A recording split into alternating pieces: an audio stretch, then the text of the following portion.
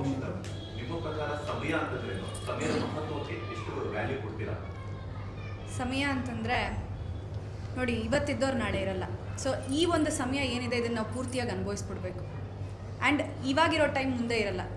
So ಹಾಗಾಗಿ ನಾವು next regret ಮಾಡಬಾರ್ದು.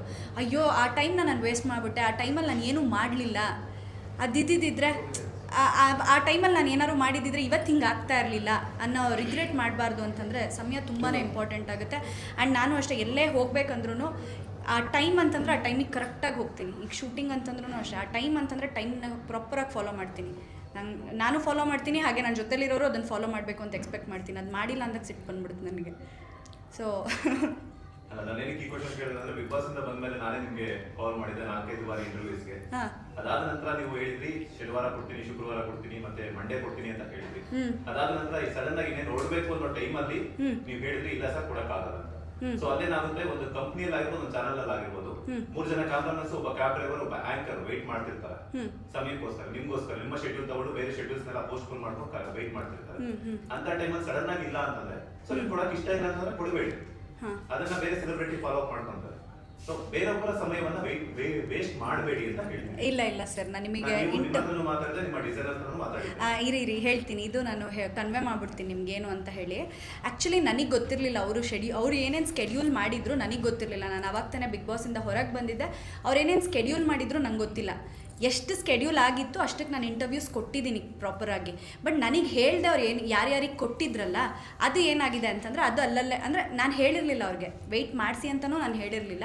ಅದು ಸ್ವಲ್ಪ ಮಿಸ್ಕಮ್ಯುನಿಕೇಷನ್ ಆಗಿದೆ ಸರ್. ಕೊಡಲೇಬಾರ್ದು ಅನ್ನೋದಂತೂ ಇರಲಿಲ್ಲ. ಬಟ್ ನೀವು ಹೇಳಿದ್ರಿ ನನ್ನ ಹತ್ರ, ನಾನು ನಿಮ್ಮನ್ನು ಪರ್ಸನಲ್ ಆಗಿ ಕಾಂಟ್ಯಾಕ್ಟ್ ಮಾಡಿದೆ. ಶುಕ್ರವಾರ ಅಂತ ಹೇಳಿದ್ರಿ, ಶನಿವಾರ ಅಂತ ಹೇಳಿದ್ರಿ, ಅಂಡ್ ಮನೆ ಹತ್ರನೂ ಕೂಡ ನಾನು ಬಂದು ವಾಪಸ್. ನೀವು ಬಂದಿದ್ರಾ ಮನೆ ಹತ್ರ? ಮನೆ ಹತ್ರ ಬಂದು ವಾಪಸ್ ಇವತ್ತು ಕೊಡಕ್ಕಾಗಲ್ಲ ಅಂತಾನು ಹೇಳಿದ್ರಿ. ನಾನು ಹೇಳಿದ್ನ ನಿಮಗೆ? ನಾನು ಕಾಲಲ್ಲಿ ಮಾತಾಡಿದ್ದೆ. ಸಂಜೆ 7 ಗಂಟೆಗೆ ಬಂದಿದ್ದೆ ನಾನು. ಸಂಜೆ 7 ಗಂಟೆಗೆ?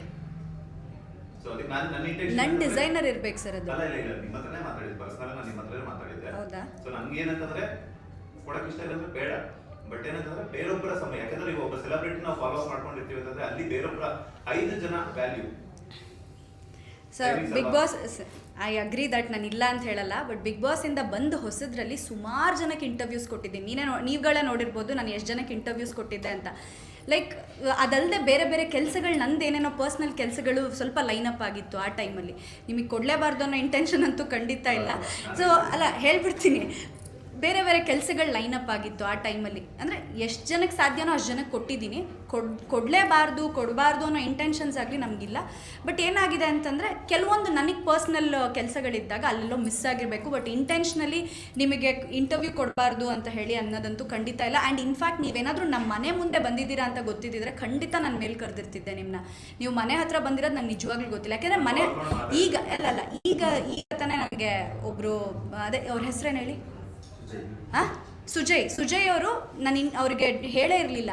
ಅವ್ರಿಗೆ ನಾನು ಇಂಟರ್ವ್ಯೂ ಕೊಡ್ತೀನಿ ಅಂತಲೇ ಹೇಳಿರಲಿಲ್ಲ. ಬಟ್ ಅವ್ರು ನಮ್ಮ ಮನೆ ಹತ್ರ ಬಂದಿದ್ದಾರೆ ಅಂದಿದ್ದಕ್ಕೆ, ನಾನು ಬಂದ್ಬಿಟ್ಟಿದ್ದೀನಿ ಮ್ಯಾಮ್, ನಿಮ್ಮ ಮನೆ ಮುಂದೆ ವೆಯ್ಟ್ ಮಾಡ್ತಿದ್ದೀನಿ ಅಂದಿದ್ದಕ್ಕೆ ಇಮಿಡಿಯೇಟ್ ನಾನು ಮೇಲ್ ಕರೆದು ಇಂಟರ್ವ್ಯೂ ಕೊಟ್ಟಿದ್ದೀನಿ. ನೀವು ಹಂಗೆ ಮನೆ ಹತ್ರ ಬಂದಿದ್ದೀರಾ ಅಂದಿದ್ದರೆ ನಾನು ಖಂಡಿತ ಇಂಟರ್ವ್ಯೂ ಕೊಡ್ತಿದ್ದೆ. ನಾನು ನೋ ಅಂತ ಹೇಳ್ತಾನೆ ಇರಲಿಲ್ಲ. ಬಟ್ ಮನೆ ಹತ್ರ ಬಂದಿಲ್ಲ ಅಂದಿದ್ದಕ್ಕೆ ನಾನು ನೋ ಅಂದಿರ್ಬೋದೇ ಹೊರತು ಮನೆ ಹತ್ರ ಬಂದಿದ್ರೆ ಖಂಡಿತ ಕೊಡ್ತಿದ್ದೆ.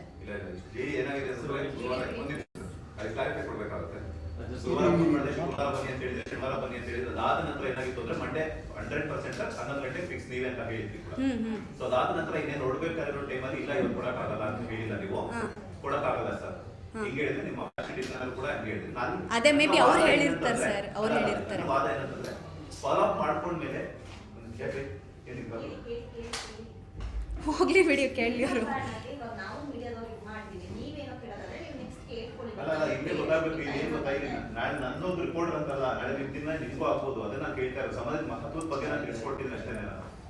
ಸೊ ಇಲ್ಲೇನಾಯ್ತು ಅಂತಂದ್ರೆ ಬೇರೊಬ್ಬರು ನಿಮ್ಗೋಸ್ಕರ ಟೈಮ್ ಕೊಟ್ಟಾಗ ಆ ಟೈಮ್ ನ ಯುಟಿಲೈಸ್ ಮಾಡ್ಕೊಳ್ಳೋ ಪ್ರಯತ್ನ ಪಡಿ. ಅವರು ಟೈಮ್ 5 ಜನ ಟೈಮ್ ವೇಸ್ಟ್ ಮಾಡಕ್ ಹೋಗ್ಬೇಡಿ ಅನ್ನುವಂತ ಕಾರಣ ನಾನು ಹೇಳ್ತಿದ್ದೀನಿ ಅಷ್ಟೇ. Okay sir, okay, thank you. ಒಳ್ಳೆದಾಗಲಿ ನಿಮ್ಮ ಸಿನಿಮಾ.